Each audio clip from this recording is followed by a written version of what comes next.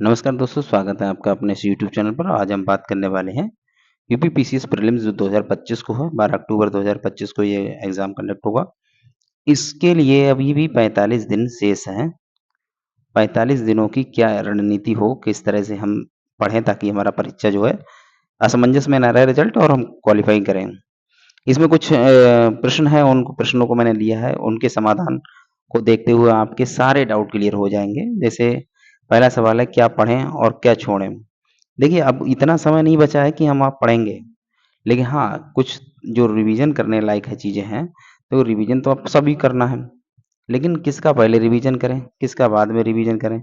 तो यहाँ पे ये समझ लीजिए कि पढ़ना वो चीज़ें हैं, जो स्कोरिंग हैं। जैसे स्कोरिंग का मतलब है जैसे ज्योग्राफ़ी हो गया आपका, ठीक है? उसके बाद आपका हिस्ट्री हो गया, पॉलिटी हो गया, करंट अफ़ेयर हो गया, है ना? तो इस तरह के वो जो चैप्टर जो टॉपिक हैं, उन टॉपिक में जो ख़ास चैप्टर हैं, जैसे मान लिया कि ज्योग्राफ़ी की अगर हम बात करते हैं, तो ज्योग्राफ़ी में कुछ चैप्टर बहुत इम्पोर्टेंट हैं, जैसे नदियों वाला चैप्टर ले लें हम, है ना? पहाड़ियाँ हैं, कोई दर्रे हैं, ये सब सवाल पूछे जाते हैं। तो हम मेरे कहने का मतलब है अभी आप वो चीज़ें पढ़ेंगे जो इम्पोर्टेंट हैं प्लस जो स्कोरिंग है, ज़्यादा क्वेश्चन ज़्यादा नंबर दिलाते हैं। ज्योग्राफी आप पढ़ेंगे तो पता लगे 20-25 क्वेश्चन आपको वहाँ मिलेंगे। अब आप पता लगा इसमें यूपी स्पेशल पढ़ रहे हैं, 2-3 सवाल मिले, है ना? तो यानी ये इसमें क्या फ़ायदा मिलेगा उसका? बहुत कम फ़ायदा मिलेगा आपको। तो अभी भी जिन्होंने पढ़ाई कम की है, वो लोग इसको ध्यान दें। छोड़ना क्या है? पिछले वीडियो आप देख सकते हैं, पीवाईक्यू उसमें पड़े हुए हैं, किस सब्जेक्ट से कितने क्वेश्चन आते हैं, वो वीडियो आपको चैनल पेज पे मिल जाएँगी। तो उनसे आपको पता चल जाएगा कि मैं डिस्क्रिप्शन लिंक में भी छोड़ दूँगा वो लिंक उसका कि आपको कौन से टॉपिक पहले ध्यान देना है, कौन-सा सेगमेंट आपको पहले पढ़ना है। अब दूसरा सवाल आता है कि एक दिन में कितने घंटे पढ़ना है। देखिए, ये कोई टारगेट नहीं है, ये कोई वो नहीं दिहाड़ी मज़दूर ठेका काम नहीं है कि एक दिन में इतना घंटा काम किया, महीने में इतने और साल में इतने, तो इतना वर्क हुआ। यहाँ पे आज वो स्थिति नहीं है कि यहाँ पे काम आप लेबर के हिसाब से करें। ये जो है आपकी जो कितने घंटे पढ़ने की बात हो रही है, ये हो रही कि जो ओरिजिनल आउटपुट कितना निकल के आ रहा है, वो है। जैसे आप अगर सुबह 10 बजे आप पढ़ने बैठ गए और पढ़ते-पढ़ते आप 6 बजा दिए, ठीक है? तो ये समय जो है 8 घंटे का हो गया। लेकिन क्या 8 घंटे एक्चुअल पढ़ाई हुई? या ये 4 या 5 ही घंटे एक्चुअल पढ़ाई हो पाई? जो ओरिजिनल आउटपुट निकल के आया वो 4 से 5 घंटे।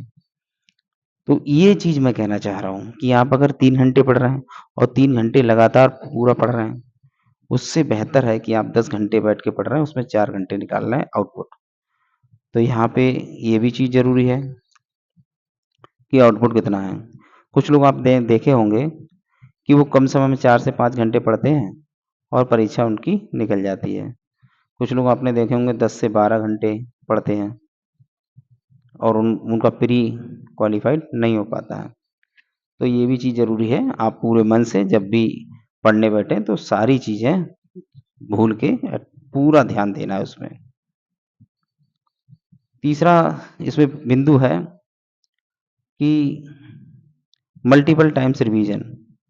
इसका मतलब है कि आप रिवीजन ज़्यादा से ज़्यादा कीजिए, ठीक है? आप जितनी बार ज़्यादा रिवीजन करेंगे, उतने ही आपके उसी सब्जेक्ट से जो सवाल गलत होते थे, वो सही होने लगेंगे। ये रिवीजन का कमाल है। जैसे आपने पॉलिटी को रिवीजन किया, तो आपको पता चलने लगेगा कि हमारे सवाल कहाँ पे गलत हो रहे हैं, ठीक है? कौन-सी अनुच्छेद में, क्या भाग में, कौन-सा क्या मैटर है, क्या विषय है, ठीक है? कहाँ पे संसद का मैटर है, कहाँ पे विधानमंडल का मैटर आपका क्रॉस हो जा रहा है या ओवरलैप हो रहा है, वो सारी चीज़ें जब आप बार-बार रिवीजन करेंगे, तो उससे ये ठीक हो जाएँगी। आप जैसे ही रिवीजन ज़्यादा बार करेंगे, आपकी गलतियाँ कम होने लगेंगी। अगला है चौथा, मोर प्रैक्टिस, यानी कि अब आपको प्रैक्टिस ज़्यादा करनी है। प्रैक्टिस का मतलब यहाँ टेस्ट सीरीज़ से है। आप यहाँ पे कम से कम 2 से 3 दिनों में एक टेस्ट ज़रूर लगाइए। 2 से 3 दिनों में एक टेस्ट ज़रूर लगाइए। और टेस्ट लगाने का जो तरीका होता है वो क्या होता है, कुछ लोग क्या करते हैं कि टेस्ट लगाया उन्होंने और टेस्ट लगाने के बाद उसे छोड़ दिया, ठीक है? जबकि करना क्या होता है कि टेस्ट लगाया, मान लिया 2 घंटे में टेस्ट खत्म कर दिया, ठीक है? अब उस 2 घंटे के बाद उस टेस्ट को मिलाया और स्कोरिंग की, नेगेटिव हटा के बचा हुआ स्कोरिंग अब अपना रख लिया। लेकिन ये तरीका सही नहीं है। जब आप टेस्ट लगाएँगे तो यहाँ पे जैसे मान लिया 2 घंटे में तो आपने टेस्ट हल किया और मान लें उसे आपने आधे घंटे में या 1 घंटे में जो भी आपने उसको मिलाया। मिलाने के बाद कम से कम 2 घंटे उस पर काम कीजिए। देखिए कौन-सा क्वेश्चन आपका गलत हो रहा है, क्यों सही हो रहा है। जो आपने तुक्का मारे वो सही हुए, नहीं हुए, तुक्का मारे सही हुए तो क्यों सही हुए, ये सब देखिए। और हो सके जो बिंदु आपके इम्पोर्टेंट हैं, आप भूल रहे हैं, उनको अलग कहीं नोट कर लीजिए, वही शॉर्ट नोट्स होते हैं, ठीक है?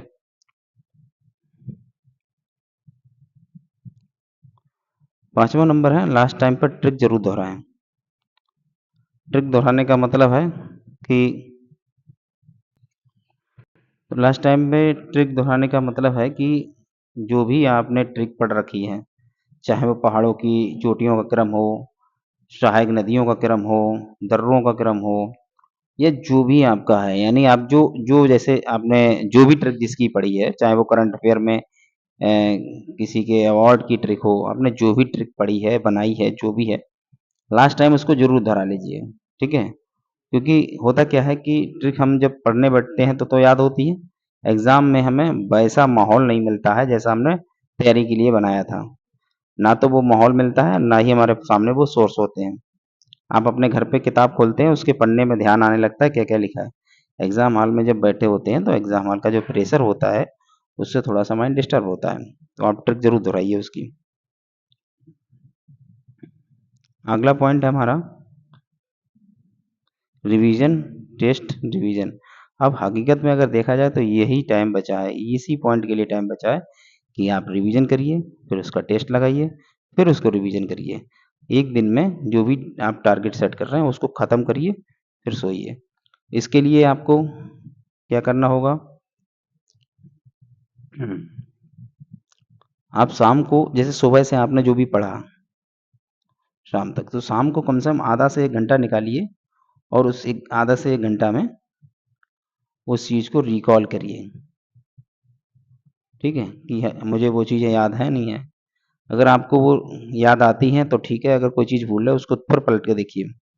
क्योंकि रिकॉल करने से क्या होता है, जब आप एग्ज़ाम हॉल में बैठे होंगे, तो जब क्वेश्चन आएगा आपके सामने, तो आप उसे तुरंत रिकॉल कर लेंगे। तो ये चीज़ थी कि कैसे पढ़ना है।